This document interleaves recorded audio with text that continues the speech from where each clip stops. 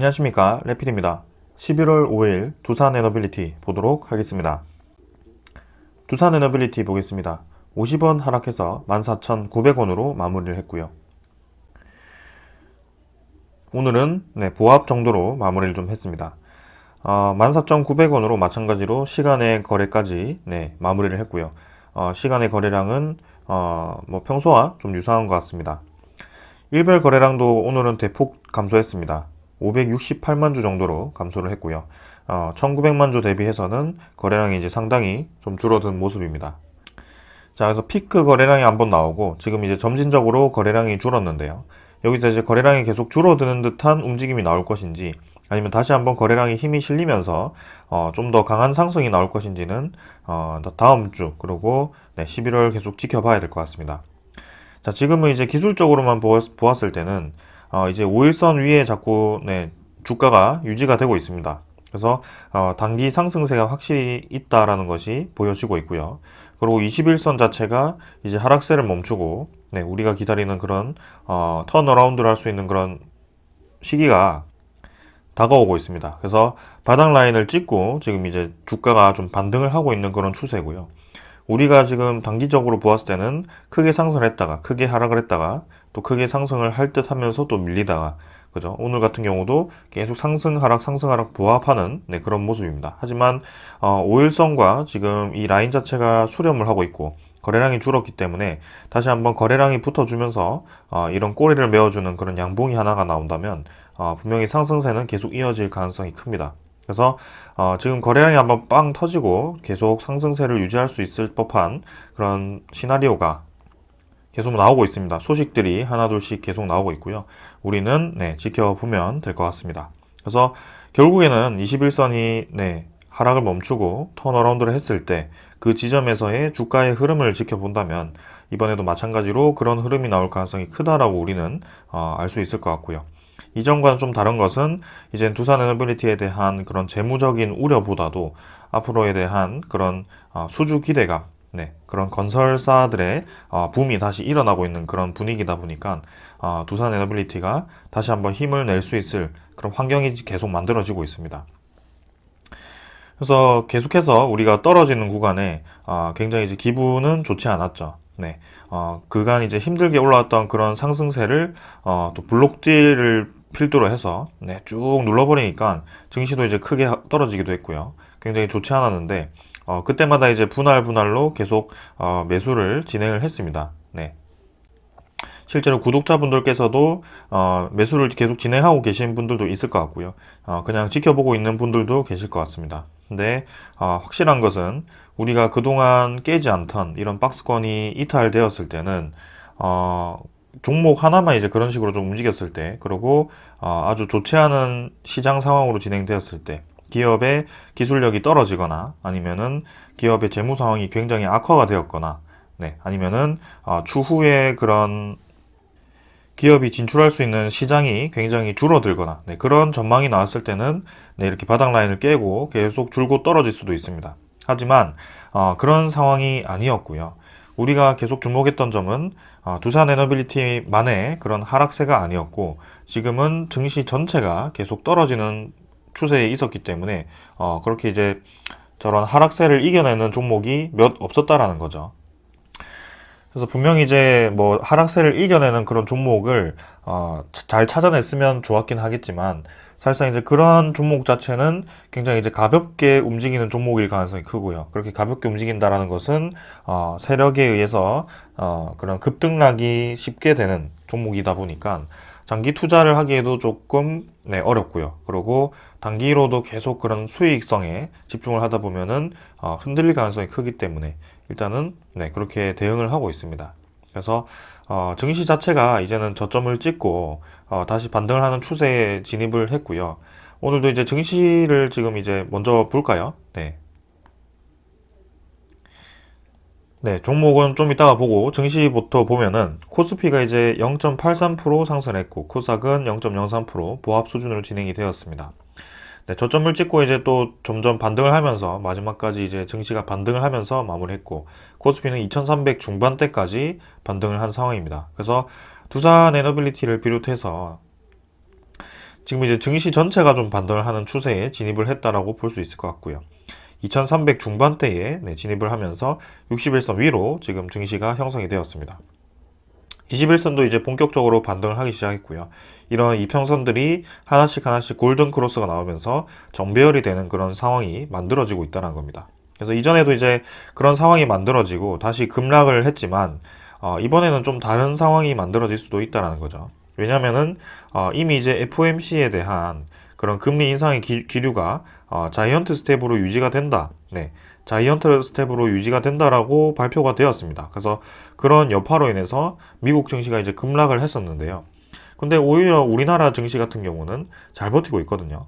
그리고 어제 미국 증시의 마감은 또 상승으로 마감이 되었습니다. 그리고 그 발언에 잠깐 하락을 했지만 사실상 이 다우 증시 같은 경우도 다우 지수는 2800을 찍고 지금 3200까지 10% 이상 반등을 한 상황이고요. 나스닥 같은 경우는 이제 좀 회복세가 어렵지만 지금 기술주 위주로 필라델피아 반도체 지수 이런 것들이 있기 때문에 내년에 이제 그런 경기 침체의 여파로 반도체 지수가 별로 좋지 않을 것으로 예상이 되고 있습니다. 그래서 나스닥과 같은 이런 기술주가 모여 있는 종목들은 하락세가 크지만 실제로 이제 다우 같은 이런 우량주들 그런 종목들이 모여 있는 지수는 또 이렇게 반등을 했습니다. 그래서 지금 이제 미국 증시 내에서도 좀 이제 상승 하락에 대한 그런 종목들이 차이가 나기 시작했고요. 우리나라 같은 경우도 그렇게 진행이 될 것 같습니다. 지금 이제 완전히 상황이 바뀐 것이 사우디 네옴시티라든지 폴란드 원전이라든지 그런 큰 건설 프로젝트에 대해서 지금 굉장히 촉각을 두고 있습니다. 그래서 오히려 이제 삼성전자와 그런 하이닉스 같은 경우는 내년에 실적이 떨어질 가능성이 크다라고 지금 전망이 되고 있는데요. 근데 지금 이제 건설사 같은 경우는 그런 큰 프로젝트들을 앞두고 수주 대박에 대한 기대감으로 가득 차 있습니다. 그래서 오히려 이제 그런 우리나라도 반도체 관련 종목들보다도 최근에 이제 건설 관련 종목들, 그런 플랜트 관련 종목들이 좀 강세를 보이는 모습이 보여지고 있고요. 네, 지금은 약간 테마가 수급이 쏠리는 그런 테마가 변경이 되고 있다는 것이 느껴지고 있습니다. 뭐 반도체가 지금 내년에 좋지 않다고 해서 계속 좋지 않다라는 것도 아닙니다. 결국에는 이제 반도체도 그런 좋지 않은 사이클이 끝나고 반도체 가격이 하락을 했다면 다시 저가 매수가 들어오면서 반도체 가격이 상승하면서 그런 반도체 수익성이 높아지는 그런 시기가 올 수밖에 없습니다. 그것도 이제 사이클이고요. 그래서 반도체 사이클이라고 하는데요. 그 시기를 기다리면 되겠지만 지금 당장으로 보았을 때는 반도체 사이클보다도 약간 이제 건설에 대한 그런 사이클이 한번 돌아온 게 아닌가 그런 생각을 하고 있습니다. 그래서 그런 여파로 우리도 증시가 좀 힘을 받아서 좀 반등을 하는 것이 아닌가라는 생각이고요. 코스닥 지수보다도 지금 코스피가 확실히 힘을 받고 있습니다. 네, 그래서 다우 나스닥처럼 우리나라도 코스피 코스닥 이렇게 좀 나뉘어서 진행이 되고 있고 기술주보다도 이제 실물 쪽으로 그쪽으로 이제 힘이 좀 받는 모습입니다. 그러나 이제 전체적으로 보았을 때는 우리나라 증시 전체가 좀 반등을 하는 추세에 있다. 그리고 최근에 이제 외국인 투자자가 계속 매수세를 이어가고 있다. 이게 중요한 포인트인 것 같습니다. 이 11월 둘째 주 목요일이면 또 옵션 만기일이기 때문에 그 목요일에 또 어떤 움직임이 나올지는 한번 봐야 될 것 같고요. 다음 주 목요일에 될 것 같네요. 네. 그래서 11월 달은 아마 우리나라 증시를 포함해서 좀 글로벌 증시들이 좀 반등하는 추세로 전환이 되지 않을까라는 생각이고요. 그리고 지금 보시면은 이제 환율 자체가 좀 이제 하락을 하기 시작했습니다. 지금 여기서는 이제 1411원으로 마감을 했지만 실제로 이제 시간이 더 흘러가지고 여기 지수를 보게 되면은 1403원으로 1403원으로 지금 원달러가 마무리가 되었습니다. 그래서 오늘 새벽 6시까지 거래가 진행이 되었고요. 마지막까지 이제 떨어지면서 진행이 되었습니다. 그래서 일주일 동안 지금 1430원 근처에서 1403원까지 거의 30원 정도가 지금 하락을 하였고요. 드디어 좀 원달러가 좀 안정적인 방향으로 진행이 되는 것이 아닌가라는 생각이 좀 들고 있습니다. 그래서 이것은 이제 FOMC에 대한 그런 강한 금리 인상에 대한 기류가 유지될 수 있다. 그리고 그 기준금리가 5%까지도 갈 수 있다. 그런 최악의 시나리오까지 언급이 되었음에도 불구하고 오히려 원달러가 이렇게 떨어지기 시작했다는 것은 시장에 대한 대응이라든지 시장에 그런 대응이 나오기 시작했다라든지 아니면은 이제 어느 정도 투자 심리가 투자 심리가 그런 고점에 대해서 생각을 하고 고점 이후에 나올 수 있는 그런 하락분에 대해서 이제 심리적으로 반영이 되는 것이 아닌가. 네, 그 두 가지가 있을 것 같습니다. 그래서 원달러는 결국에는 고점 라인을 찍은 것 같고요. 이 정도면 고점 라인을 찍었을 것 같고요. 그래서 최악의 시나리오인 그런 뭐 3차 세계대전이라든지 그런 아주 큰 사건만 벌어지지 않는다면 이제는 좀 글로벌 이 경제가 뭐 내년에는 좀 침체가 나올 수도 있겠지만 그런 투자 심리 입장에서 본다면 조금 개선이 되는 방향으로 진행이 되는 게 아닌가, 네, 그런 생각을 해봅니다. 그래서 아직까지도 이제 높습니다. 1200원대까지는 떨어져야지 그래도 평소에 대한 그런 시나리오죠. 박스권 안으로 들어오겠지만 아직까지 높은 구간에 속하지만 그동안 그런 이벤트가 있을 때마다 환율이 급격하게 올랐다가 급격하게 떨어지는 경향을 보았을 때는 이번에도 어느 정도 환율이 고점을 찍고 떨어질 가능성도 충분히 있다라는 것이죠. 네. 그래서 저 때는 이제 완전히 심리적으로 올랐다면 지금 이제 기준금리가 올라가면서 좀 원달러가 올라가긴 했었는데 확실히 이제 좀 조정을 받는, 네, 좀 강하게 조정을 받는 움직임이 나오면서 네, 사실상 이제 1403원이면 이 60일선도 깨졌다라고 볼 수 있을 것 같습니다. 그래서 이제는 네, 1450원 정도를 계속 고점을 찍고 이제 떨어지기 시작했고 이렇게 원달러가 떨어지기 시작했다라는 것은 우리나라에 대한 증시 가치가 높아질 수 있다라고 볼 수 있을 것 같습니다. 자, 그래서 증시에 대해서는 좋은 방향으로 진행이 되고 있다. 이렇게 좀 보시면 될 것 같고요. 자, 계속해서 이제 종목, 네, 두산에너빌리티를 보도록 하겠습니다. 자, 그래서 아까 이제 네, 수렴 구간을 만들었고 이후에 거래량이 다시 붙어주면서 다시 한번 상승세를 이어갈 것인지를 한번 보면 될 것 같고요. 뭐 지금 굳이 뭐 심오하게 좀 깊이 파고들 필요는 없겠지만 어느 정도 이제 예시를 좀 들어주자면 네, 이렇게 이제 자리를 잡고 한번 양봉을 뽑고 또 자리를 비슷하게 잡고 또 양봉을 뽑고 이런 식으로 이제 상승세가 좀 이어지거나 아니면은 하락을 할 때도 보면은 어느 정도 자리를 잡고 한번 음봉을 때리고 어느 정도 자리를 잡고 또 음봉을 때리고 약간 이런 식으로 좀 진행이 되고 있습니다. 그래서 하락을 할 때나 상승을 할 때나 엄청나게 이제 급격하게 올라가는 경우는 굉장히 드문 케이스지만 보통 이제 자리를 좀 잡으면서 이렇게 자리를 잡으면서 한번 양봉을 뽑고 이런 식으로 좀 올라가거든요. 그래서 이번에도 그런 상황이 만들어질 가능성이 충분히 있고 그럼 이제 두산에너빌리티가 상승을 할 수 있는 그런 소스가 있느냐, 네, 그거는 계속 나오고 있죠. 그래서 조금 이따가 추가로 더 설명을 드리겠습니다. 투자 수급을 보게 되면은 기관 투자자 드디어 이제 매수로 좀 잡혔습니다.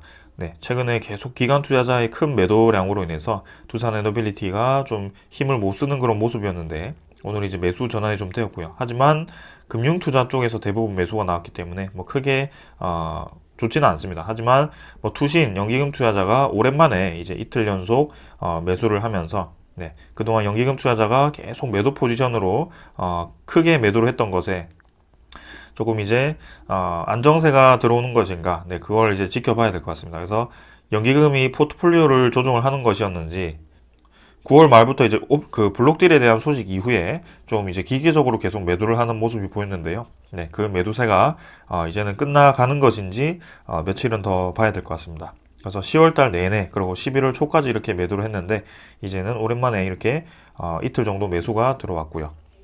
그다음에 이제 외국인 투자자는 또 최근에 계속 팔고 있습니다. 이 외국인 투자자는 네, 엊그제도 말씀드렸듯이 모건 스탠리가 지금 두산에너빌리티의 대량 공매도 보유자입니다. 그래서 계속 매도를 하면서 JP 모간서울 해가지고 네, 두산에너빌리티를 주가를 움직이는 모습을 보이고 있고요.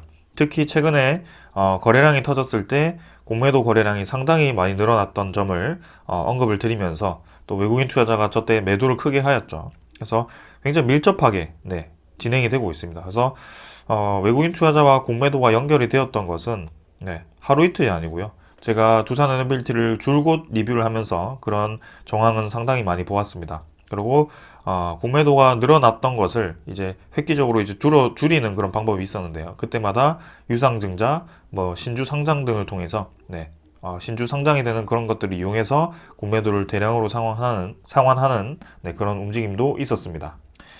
근데 이제 최근에는 좀 그런 신주 상장이 아니더라도 네, 그냥 공매도 상환을 대량으로 진행했다가 또 공매도를 바짝 늘렸다가 또 상환했다가 이런 식으로 좀 진행이 되고 있는 것 같고요. 네. 이번에도 보시면은 1430만 주로 진행이 되었습니다. 그래서 1300만 주보다 지금 120만 주 가량이 또 늘어났고요. 네.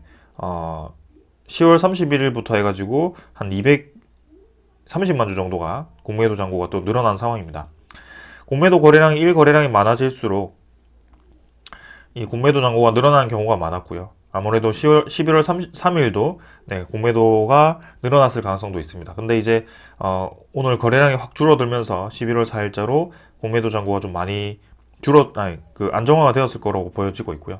이때부터 이제 다시 상환이 진행될 것인지는 좀 더 봐야 될 것 같습니다. 근데 공매도 상환을 진행하기 위해서는 사실 이제 주가가 떨어져야 되는데 네, 지금은 떨어지기보다도 확실히 매수세가 좀 붙어서 주가를 계속 받쳐주고 있기 때문에 저 공매도 세력의 추후 움직임은 좀 더 봐야 될 것 같습니다.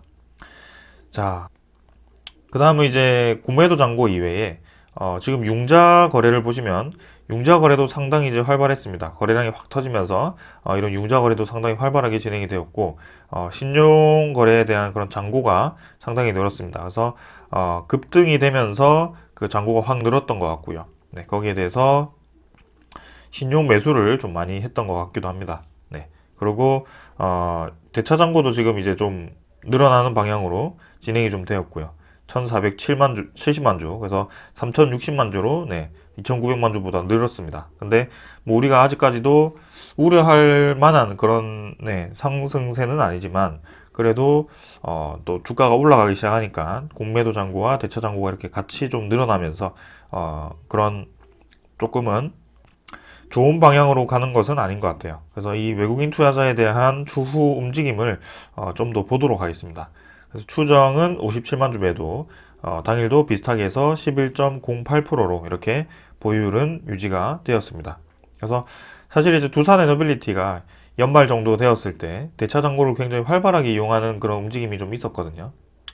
그래서 주식 담보로 굉장히 이제 이 대출도 많이 했고, 네, 그렇게 좀 진행이 되다 보니까 이런 그런 담보를 이용한 좀 신용 거래들이 굉장히 활발하게 진행이 되는 것 같아요. 두산 에너빌리티 자체가. 그래서 사실 이제 개인 투자자들 입장에서는 별로 좋지는 않은 움직임이지만, 근데 최근에 이 흐름을 보았을 때는 부채 비율도 획기적으로 좀 줄었고, 그리고 현금 활동도 좀 많이 늘었고요. 그리고 앞으로 다가올 수 있는 그런, 이 시장 자체가 굉장히 긍정적으로 진행이 되고 있다 보니까 우리가 계속 기다리고 있는 것입니다.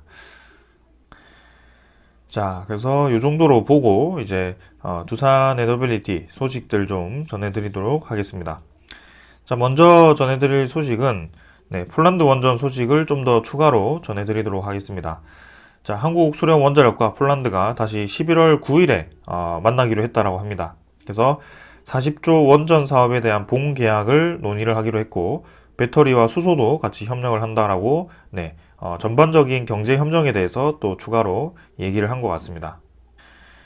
자, 그래서 추가로 내용을 보면은 한국수력원자력이 원전사업 협력 의향서 LOI를 체결한 지 열흘 만에 폴란드를 찾아서 본계약을 위한 논의를 시작한다. 그래서 원전을 계기로 전기차와 배터리, 그 다음에 수소 등 폴란드 정부가 관심을 갖는 분야에서 양국의 협력 물꼬가 트일 것으로 예상이 된다. 그래서 지금 이번에 이 폴란드에 대한 원전 소식이 원전 하나만으로 우리가 어필을 한 것이 아니고 방산, 그리고 배터리 최근에 굉장히 핫하죠. 이런 이제 우리나라에 대한 강점이 있는 기술력을 같이 엮어가지고 수출을 한 거라고 볼 수도 있습니다. 그래서 폴란드 입장에서도 지금 방산도 상당히 중요했지만 앞으로 차세대 그런 2차 전지에 대한 그런 시장을 또 이제 자국 내 공장을 지으면서 배터리 생산국으로 또 이제 진행이 되면 상당히 이제 국가적으로도 이득을 볼 수 있는 상황이거든요. 거기에 에너지 자립도 좀 필요한 상황에서 특히 이제 제조 기술이 뛰어난 우리나라를 네, 굉장히 또 경쟁력인 값싼 가격에 또 지을 수 있다면 상당히 이제 네, 구미가 땡겼을 겁니다. 그래서 이런 것들이 이제 종합적으로 적용을 해서 폴란드가 우리나라와 원전 사업을 진행을 하려고 했던 것 같고요. 1차 사업은 미국이 아무래도 그 직접적인 그런 안보와 좀 관련이 깊게 있다 보니까 그런 협력 관계, 정치적인 차원에서 미국에게 좀 수주를 준 게 아닌가 싶습니다. 그래서 2차분은 우리가 할 가능성이 굉장히 높다라고 생각이 되고 있고요. 사실상 뭐 100% 절대적으로 이제 확신할 수 없겠지만 그래도 상당히 가능성이 높다라는 것을 보여주고 있습니다. 그래서 LOI 협력 체결 이후에 열흘 만에 바로 이렇게 또 추가 협력 논의를 하면서 우리나라가 지금 거의 단독으로 진행을 하고 있는 것 같고요. 한편으로는 프랑스가 EU 국가임에도 불구하고 폴란드 원전 사업에서 지금 거론이 되지 않는다에 대해서 프랑스에 대해서도 굉장히 좀 불만이 있는 것 같아요. 근데 지금 이런 방산, 배터리, 이런 사업성을 생각해 보았을 때는 프랑스보다 지금 우리나라가 더 뛰어나다라고 국가적인 위상이 좀 더 높다라고 볼 수도 있을 것 같습니다. 자, 그래서 폴란드와 우리나라의 그런 협력 관계가 굉장히 기대가 되는 그런 상황이고요. 자, 이제 보시면은 폴란드 현지 매체에서 이제 폴란드 부총리 겸 국유재산부 장관은 곧 바르샤바에서 한수원 대표들을 만나서 원전에 대한 대화를 이어가겠다. 그래서 9일로 예정이 되어 있다라고 얘기가 되었고요. 구체적인 사업 내용과 본계약까지 일정이 이 대화 테이블에 오를 것으로 예상이 된다고 합니다. 그래서 2기에서 4기 정도로 지금 예상이 되고 있고요. 민간이 추진하는 그런 원전이라고는 하지만 사실상 이제 폴란드 정부가 깊이 관여를 해서 그런 지원 자금이라든지 그런 것들을 같이 협력을 하는 것으로 얘기가 되고 있는 것 같습니다. 그래서 그런 자금에 대한 걱정도 할 필요가 없는 것 같고요. 우리나라 기업들 입장에서도 정부 차원에서 그런 수출에 대한 그런 금액을 같이 협력해 주기로 했기 때문에 최대 49%까지 대준다라고 했기 때문에 그런 것들도 우리가 우려할 필요는 없을 것 같습니다. 그래서 4기까지 모두 수출을 하면 좋겠지만 최근에 이제 폴란드 관련해서 이제 2차 측 시공부 2차 그 수주분을 3기로 이제 예상을 한다라고 그 장관이 이제 얘기를 했었는데요. 정부가 발주하는 3기라고 했거든요. 근데 이제 이 민간 2기, 4기에서의 3기인지 아니면은 그 1차 6기를 미국에 다 준 줄 알았는데 미국에게 3기를 주고 나머지 3기를 우리한테 또 주는 것인지 그래서 총 이제 최대 7기까지 받는 것인지 그런 것들이 이제 아직까지는 명확하게 가이드가 되어 있진 않습니다. 하지만 분명히 뭐 정부 세기라든지 민간 세기라든지 뭐 둘 중에 하나는 맞을 것 같고요. 정부 세기에서 민간까지 하면은 완전 대박이겠지만 사실 민간 세기만 하더라도 1400메가와트급 세기이기 때문에 상당히 큰 일감이라고 생각을 합니다. 그래서 이집트 원전에 이어서 두 번째 이제 폴란드 원전까지 이렇게 수주를 하게 된다면 추후에 다가올 수 있는 체코 원전이라든지 사우디 원전이라든지 이런 여러 국가들의 원전을 계속 연이어서 수주할 가능성도 충분히 있다라고 봅니다. 그래서 거기에 대해서 지금 기대감이 굉장히 큰 상황이고요. 조금 더 시간을 두고 지켜보면 될 것 같습니다. 두 번째는 이제 네옴시티 얘기고요.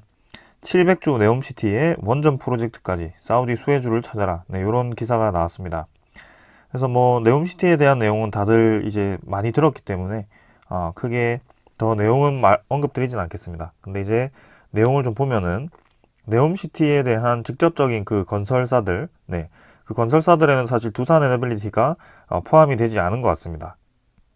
그래서 이번에 원희룡 장관과 대표적인 그 국내 건설 기업들이 22개 기업들이 이제 갔는데요. 거기에 두산 에너빌리티가 포함이 되진 않았고요. 근데 대신 진짜 건설사들만 이제 포함이 좀 된 것 같습니다. 그래서 이번에는 두산 에너빌리티와 같은 그런 플랜트 관련 기업들 그리고 뭐 하나솔루션이라든지 그런 태양광 혹은 뭐 풍력 관련 기업들은 포함이 되지 않았던 것 같습니다. 일단은 먼저 인프라 관련해서 건설 수주를 위해서 그렇게 건설사들과 같이 나선 것 같고요. 추후에 이제 그런 에너지 관련 플랜트들 그런 수주도 분명히 있을 거라고 기대를 하고 있습니다. 그래서 지금은 이제 네옴시티 관련주로 해서 이렇게 삼성물산, 한미글로벌, 현대건설, 세아특수광, 대한전선 뭐 이렇게 있고요. 원전 관련해가지고 이제 2기 건설이죠. 1400메가와트 규모 2기 건설을 이제 두산 에너빌리티가 당연히 우리나라의 대표적인 기업이죠. 그래서 그렇게 좀 포함이 되어 있습니다. 자, 그래서 이번에 그 사우디 왕세자가 우리나라를 방한을 할 때 그 원전에 대한 추진이 건설 수주가 될 수도 있다라는 뭐 그런 기대감도 충분히 있습니다. 그래서 우리나라도 그 국토부 장관이 직접 기업 이 대표자들과 같이 가서 또 수주 이 어필도 좀 하고요. 그 다음에 사우디 쪽에서도 네, 에너지 장관이 왔다가, 그 다음에 재무 장관이 왔다가, 그 다음에 이제 왕세자까지 온다라고 하죠. 그래서 지금 계속 우리나라와 밀접하게 그런 고위급 인사들이 왔다 갔다 하면서 네, 그런 네옴시티라든지 거기에 대해서 계속 프로젝트에 대한 얘기가 오가고 있습니다. 그래서 상당히 이제 진척이 있을 것으로 기대가 좀 되고 있고, 주후에 11월 달 중으로 좀 좋은 소식이 들려오지 않을까라는 그런 생각입니다. 그래서 지금 최근에 이런 건설 프로젝트, 네, 그 다음에 플랜트 프로젝트들이 확실히 이제 2006년, 2007년 이때와 좀 유사하게 좀 흘러가고 있구나라는 생각이 들고 있습니다. 그래서 그런 중동발 네, 건설 붐이 다시 일어날 가능성이 충분히 있다라고 보여지고 있고요. 그때 코스피가 상당히 크게 올라갔었는데 네, 지금도 우리나라의 그런 네, 건설사들이 다시 붐을 일으키면서 크게 또 상승을 할 수 있을지 계속 지켜보도록 하겠습니다. 자, 그 다음에 이제 두산 에너빌리티 내수 시장에 대한 소식인데요. 먼저 가스터빈에 대한 소식입니다. 자, 두산 에너빌리티 한국형 표준가스 복합 연내 계약으로 기대를 하고 있습니다. 그래서 수소 터빈도 곧 개발을 할 것으로 예상이 되고 있고요. 그래서 그간 해외에서 사왔던 가스터빈을 이제 국산화를 성공을 하면서 올해 처음으로 한국형 표준 가스터빈의 국산 계약도 따낼 전망이라고 합니다. 그래서 이 가스터빈에 대한 시장이 굉장히 네, 우리 내수 시장만 하더라도 크거든요. 그래서 이 가스터빈에 대한 시장이 오래 전부터 이제 설치가 되었던 것들이라 이 가스터빈이 노후화된 그 공장들이 굉장히 많다라고 합니다. 그래서 이번에 탈석탄을 추진하면서 석탄 발전소를 LNG 발전소로 바꾼다든지 아니면 추후에 수소 터빈으로 이제 수소 발전소로 바꾼다든지 네, 그런 식으로 이제 점점 변경이 추진될 텐데요. 그 가스터빈 시장만 하더라도 우리나라에 있는 이 시장이 수십조 네, 단위로 굉장히 크다라고 합니다. 그래서 그 중에 이제 두산 에너빌리티가 이렇게 국산화를 거의 성공했기 때문에 못해도 이제 우리나라의 그런 국산화 추진을 한다면 30%, 그 시장의 30% 정도는 두산 에너빌리티가 수주할 가능성이 높다라고 예상이 되고 있고요. 네, 그 중에 연 1조 5천억 이상 네, 수주할 것으로 좀 기대된다라는 그런 기대감도 있었습니다. 자, 그래서 270메가와트급 모델을 2019년에 일찌감치 개발을 했고요.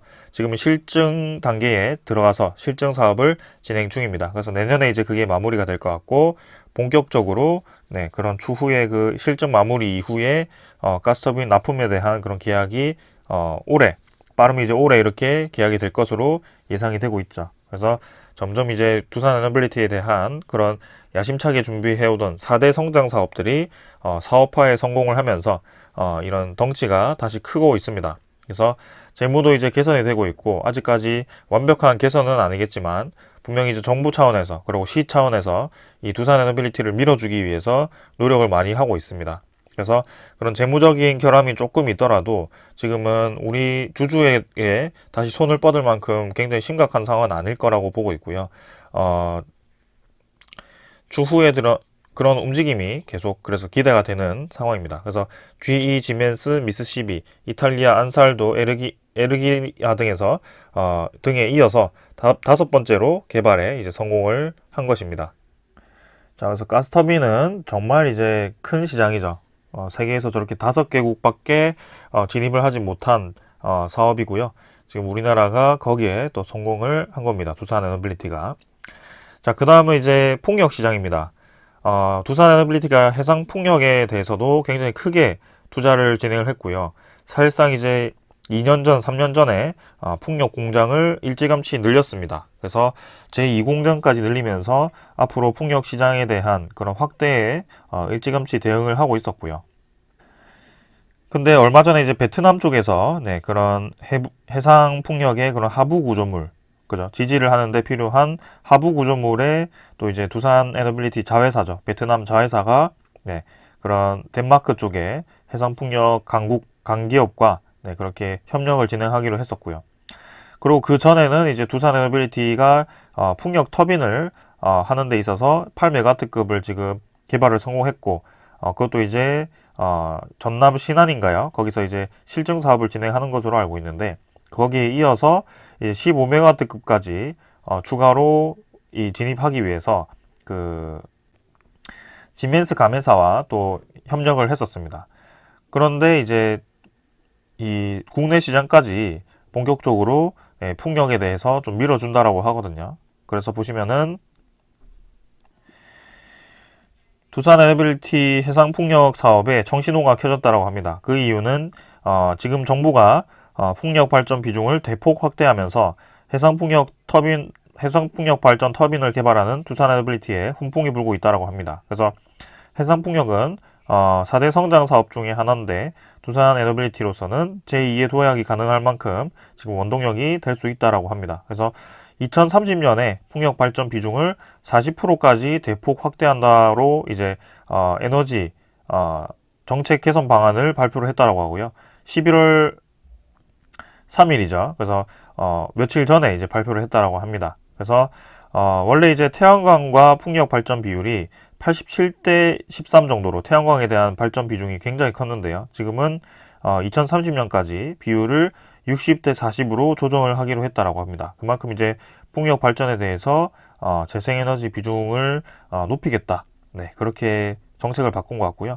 아무래도 풍력 발전에 대해서 투자를 하던 그런 기업들이 상당히 큰 수혜를 받을 것으로 예상이 됩니다. 그리고 두산 에너빌리티는 우리나라뿐만이 아니고 네, 베트남까지 네, 그렇게 진출할 수 있는 발판을 마련했기 때문에 계속해서 이 풍력 산업에 대한 매출이 더 커질 것으로 기대가 됩니다. 그리고 이 재생에너지 산업에 있어서 지금 입찰을 하는데 거기에 중요한 부분이 국산화 비율입니다. 그래서 여기도 보시면 국내 풍력 기업들과 협력해서 현재 70% 이상인 국산화 부품을 더 비율을 높이고 그죠? 국내 풍력 발전 생태계 활성화에 기여를 할 것이라고 또 강조를 했다라고 합니다. 그래서 원래는 이제 완도 금일 해상 풍력이라든지 그런 큰 시장이 입찰이 진행 중인 것으로 알고 있는데 아직까지 그런 최종 입찰에 대한 결과는 나오진 않은 것 같습니다. 근데 두산 에너빌리티가 이렇게 국가적으로 관심을 받고 있고 국산화율에 이렇게 앞장서서 진행을 하고 있다라고 하니까 상당히 이제 국내 시장에서도 큰 비중으로 들어갈 가능성이 크다라고 기대가 되고 있고요. 가스터빈 시장, 풍력 시장 두 개만 하더라도 상당히 크게 매출이 발생할 것으로 예상이 되는 상황에서 지금 네옴시티라든지 그런 폴란드 원전이라든지 그런 대규모의 그런 큰 프로젝트들이 또 두산 에너빌리티로 향하고 있는 상황입니다. 지금 여기에 이제 SMR이라든지 수소 에너지에 대해서는 아직 언급이 되지 않았지만 그것도 이제 진행 중이고요. 그래서 탄산 리튬 네, 회수라든지 그런 2차 전지 리사이클링 시장에도 지금 진입을 위해서 협력 관계를 맺고 있는 상황입니다. 그래서 여러 가지 이 산업들을 좀 보았을 때 지금 당장 우리 전 세계에서 필요한 관심을 받고 있는 에너지 관련 분야들이고요. 두산 에너빌리티가 사실 뭐 3년 전에는 이렇게 주목을 받지 못했을 겁니다. 네, 근데 지금에서야 에너지 안보가 지금 3년 전과 대비해서는 이 전 세계가 인지하고 있는 에너지 안보에 대한 중요성과 그 다음에 지구 온난화에 대한 그런 심각성, 그죠? 그래서 탈석탄에 대한 속도를 더 빠르게 해야 된다라는 그런 심각성에 대한 인지, 그죠? 그런 것들이 계속 가속화가 되고 있기 때문에 두산 에너빌리티가 그동안 준비해오던 것들이 점점 더 빨리 지금 사업화가 되고 있고 그런 시장에 대한 투자와 돈이 몰리면서 수혜를 받을 것으로 기대가 되고 있습니다. 그래서 우리가 뭐 지난 이 시간을 생각할 필요가 없을 것 같고요. 지금은 앞으로에 대한 두산 에너빌리티만 생각을 해도 될 것 같습니다. 그래서 현재 이제 주가가 좀 많이 떨어져 있는 상태이지만 분명히 지금 주가는 아주 낮은 축에 속한다라고 말씀드릴 수 있을 것 같고요. 추후에 분명히 이 정고점을 돌파할 거라고 저는 생각을 하고 있습니다. 네, 그래서 조금 더 시간을 두고 한번 지켜보도록 하고요. 개인적으로 올 연말은 좀 좋은 소식들로 가득하기를 기대를 해보겠습니다. 자, 오늘 여기까지 하고 마무리하겠습니다. 감사합니다.